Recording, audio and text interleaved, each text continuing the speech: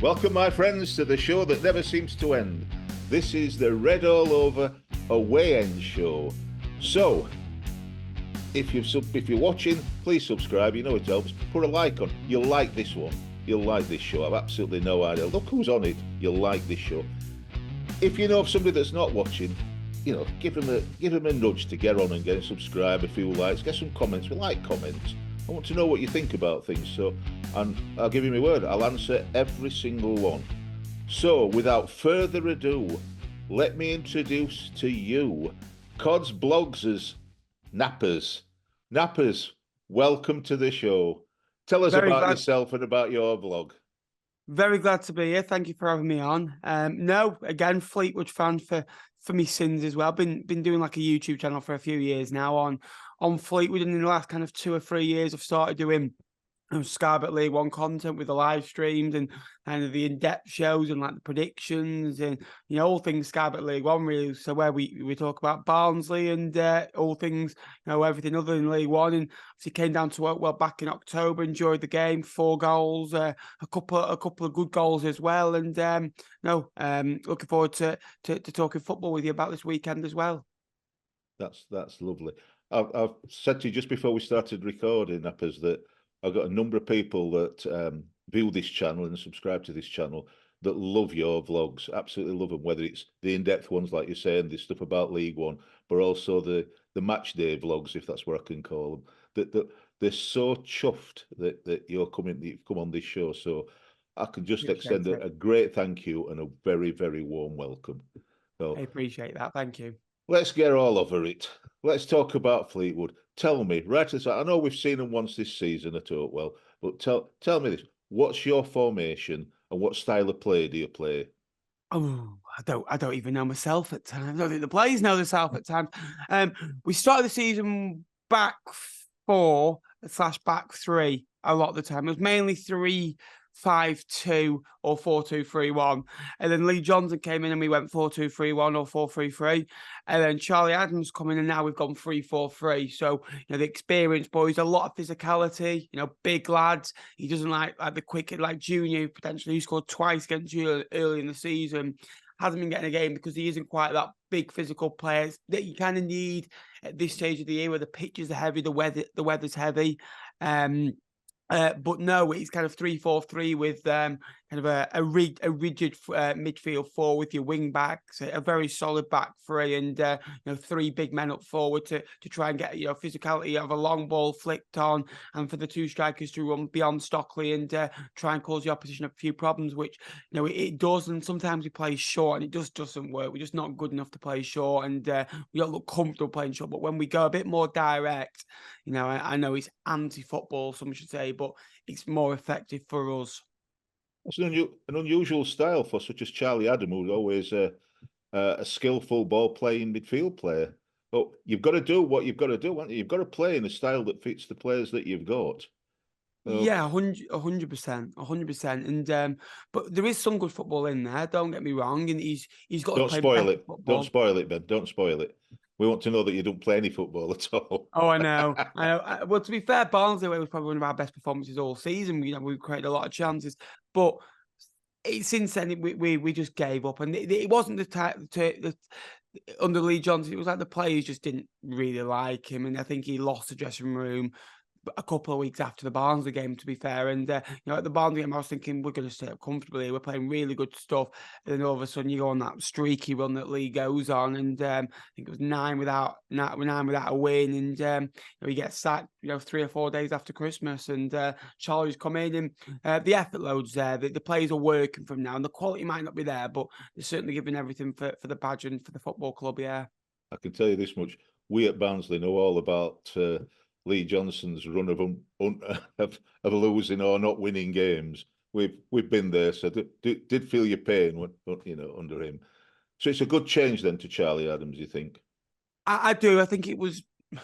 I would say it's needed because I was disappointed when Lee Johnson got sacked, to be fair, because I think that he deserved a window. But when he was speaking the way that he did about the players, you look back in hindsight 2 months ago, you think it was the right move. And now the players are playing again, and we've got big earners out the football club. There's no pressure on us.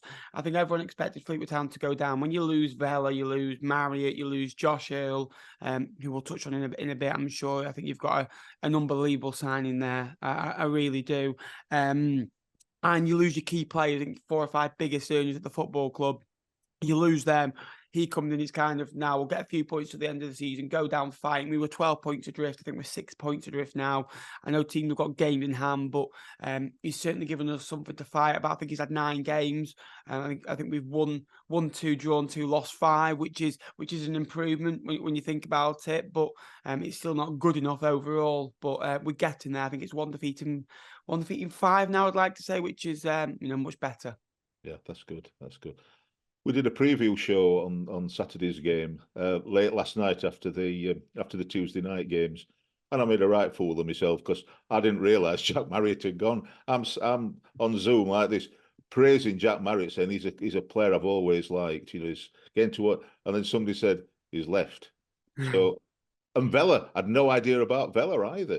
So, I do remember he's selling a number of players in the window. Do you know what's that about? Is that about having to reduce the bill? Is it about preparing for League Two? What do you think it is? I think it's 3 things. The 2 that you just said: reduce the wage bill, preparing for next season, so we have more money in the bank, and also getting players rid of what don't want to be at the club. Vela was our captain, and he didn't want to be. You could clearly see that, and he was an all right player at times, but he just wasn't captain material. And I've seen that since Brendan Wiwadoo's gone in as captaincy.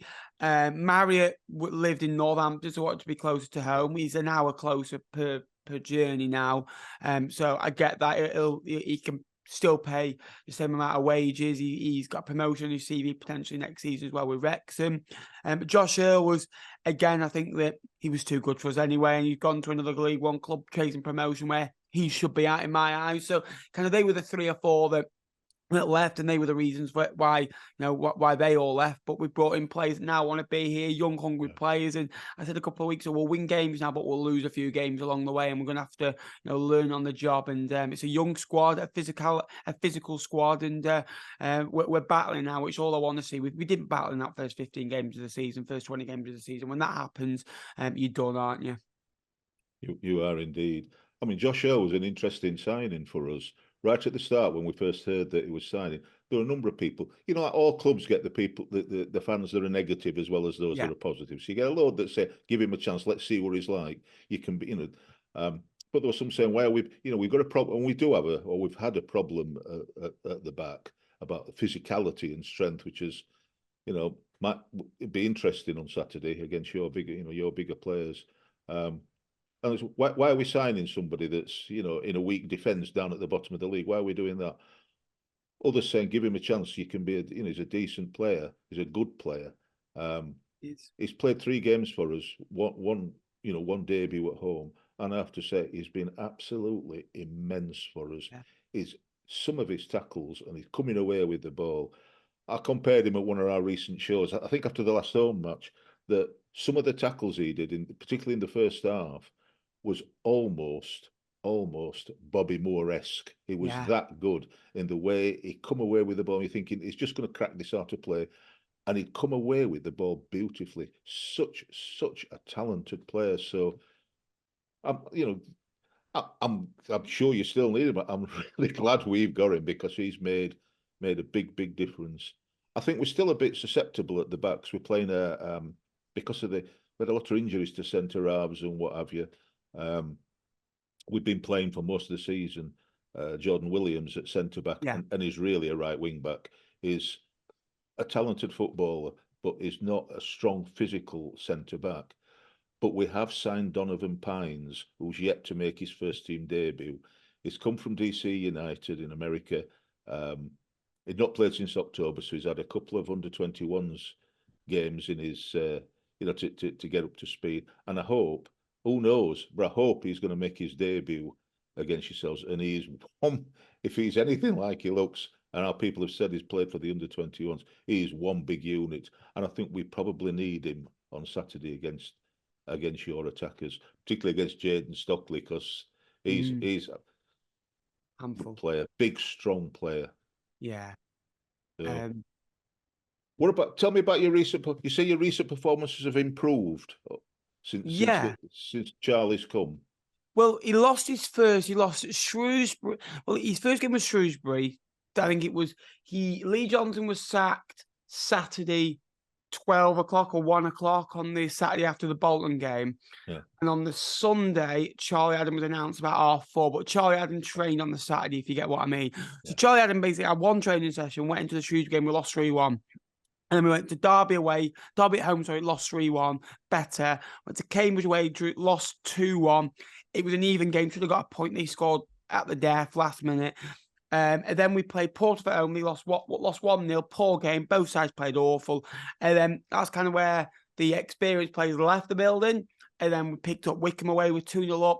Promise on Cherry, who's been a big player for us, a big unit. He's only scored 4 goals, but he's bigger than just the goals for us. Gets sent off at 2-0 right before half time. We're down to 10. Charlie, again, like Saturday, we go down to 10 just before half time and he tweaks. It goes a little bit defensive and we can't hold on with 11 men, never mind 10. And those 2 games that we draw 2-2 at Wickham, lose 2-1 away at Lincoln, but managed to win against Port Vale at home 3-0, back it up away at Bristol Rovers 2-0. Again, it's this direct ball into Stockley. He'll flick it on for Coughlin and Promise. The issue with Stockley is he's a good player. He's a handful. He can hold the ball up well. He can flick it on. He's not very good on his own or with someone slow up front with him because he's the type that can flick it on for people to run onto. The issue is he can't run and jump. He can run. And he can jump, but not at the same time. And that there's always reasons for players that they're in League One for certain reasons, whether it's attitude, whether it's injuries, whether it's they want to be in League One, whether they're young or they're coming towards the end of the career. There's always at least one undergoing reason why a player is in Sky Bet League One, and you could go through the whole Barnsley team and the whole Fleetwood team to say they're in League One for this reason. But no, he's a big physical player, big for us. And Brendan Wiredu coming in as captain is a big for us as well. He's bossed that midfield. Boston Lowell will come in on Saturday as well after getting suspended at Lincoln. So no, it's been a weird season, but the last 5 or 6 games have given you that bit of hope that we haven't given up just yet. I think I got on points per game, which I like looking at. I think we're going to be about 11 points adrift by the end of the season if points per game carry on. And I'm a big fan of 50 points staying up when it hasn't been needed for the last 4 or 5 seasons in League One. I think 50 points will be needed to stay up. And I think to get into the playoffs, I think it'll be about 79. I think Barnsley are on course for about 84, which I think you got around that marker last season. So it's very interesting, Sky Bet League One at the minute. You're in decent form yourself, although you've drawn a couple and obviously lost to Exeter. So it's going to be an interesting game on Saturday. Well, there's two things for us, Ben. We seem to get into a winning position and then concede goals. You love a 2-1, don't you? Especially at home. I always predict. We have on our show we have a prediction contest. A mini competition over about 15 games, but we also have a season-long one. And they take the mickey out of me because I always predict 2-1. And I'm top of the prediction league for the season. Well, your last 4 home games have been 2-1. It's because it's 2-1. You've lost. I always predict. Very rarely do I predict anything under 2-1. No. Anything different to that, because when I have done, it's been 2-1. So I wish it could have been 2-1 at Oatwell if you didn't bloody come up with a goal in the 86th minute. Yeah. You mentioned a few players there, Ben. Tell me, is there anybody particularly maybe even that you haven't mentioned, or that we should watch out for, that Barnsley fans could really do? You mentioned the midfield player. Anybody else that you think we should keep an eye on? Boston Lowell obviously is a big player for us. Obviously, Brendan that I've mentioned. Coughlin, number 33, has just come in from the League of Ireland. Waterford scored 31 in 33 games, something like that. Promise on a Cherry, is another one. There's not been many standouts. Obviously, the likes of Ben Hennigan's experience at this level. I think I've mentioned all the key players there, but I like to Junior Katurna as well. Scored 2 goals against you well in the season. One was a really scrappy goal, and the other one was a really nice free kick goal as well just before half time. And we have got some good players amongst it. It's just that it's not kind of worked for whatever reason this year. Let me ask you this. You may know this. We have a thing on our show called Tumble Down Ted. We've got our own players. We've got a couple of players of our own that if they get a chance, they'll tumble down as though there's been a sniper in the crowd. Yeah. So I'm just interested in who Fleetwood's would be. Oh. Let me tell you, while you're thinking, let me tell you this. We did an away end with Horsham when we played them in the FA Cup the first time, and we did it with Mark Wells, who's the club historian and the creator of their match day programme, but also Dominic de Paula, who the manager. And I asked Dom the same thing. I said, just imagine, it's 1-1. We're deep into added time. You get a corner or a free kick, but say a corner. Everybody goes up. The ball comes floating in.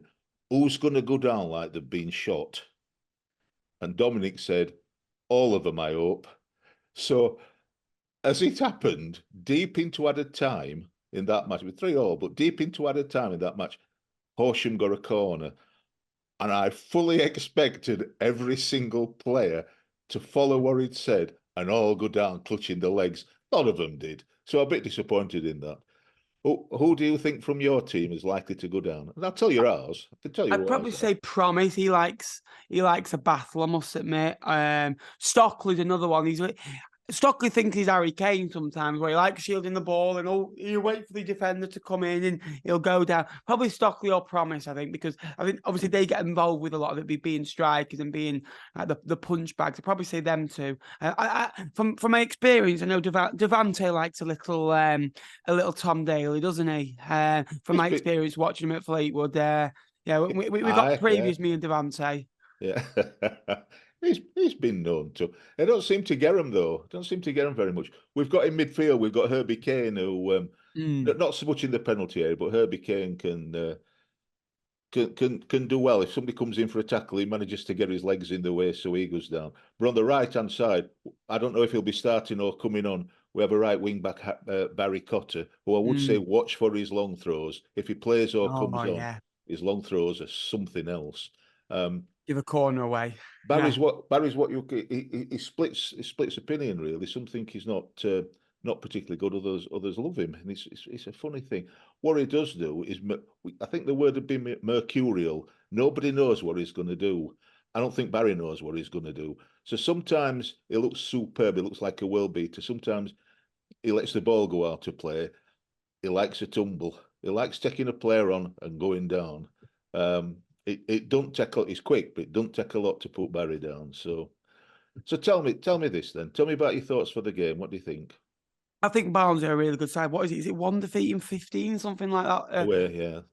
For Derby, and like, to lose one away game all season, at Derby County, and that was 3 or 4 months ago. I know it was 3-0, but you've won 16 out of 31. You've scored 56 goals. You've got obviously Devante, McAtee. I'm a big fan of Herbie Kane. Adam Phillips is coming up with goals and assists. It took him a while to get one, but I think it's 4 goals, 4 assists in his last 11 or 12 games as well. And defensively, obviously you've always been all right in Sky Bet League One. Been a bit more open this season at home.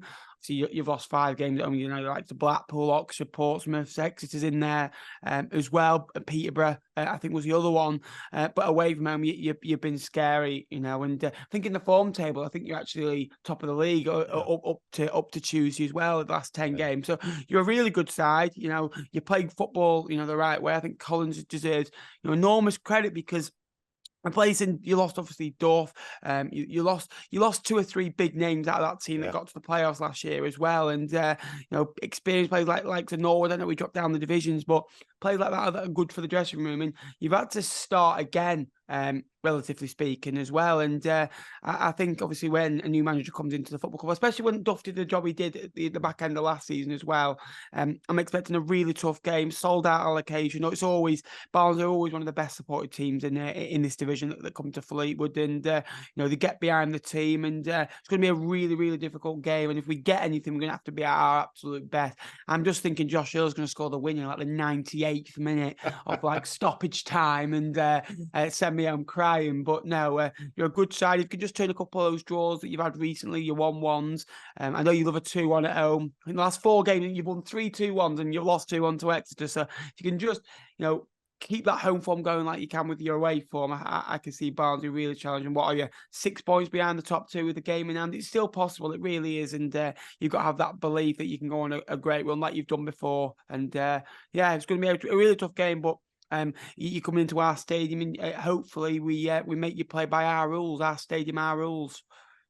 It could easily happen. I mean, in the summer, we were all disappointed when Michael Duff left because the season he came in, we'd just been relegated and we'd been poor all season, absolutely poor. And he came with a team and a club that was on his knees, and he turned it all around and made us single-handed, made us into what we were. He got people behind him, but he made it what we were, and he was a smashing bloke.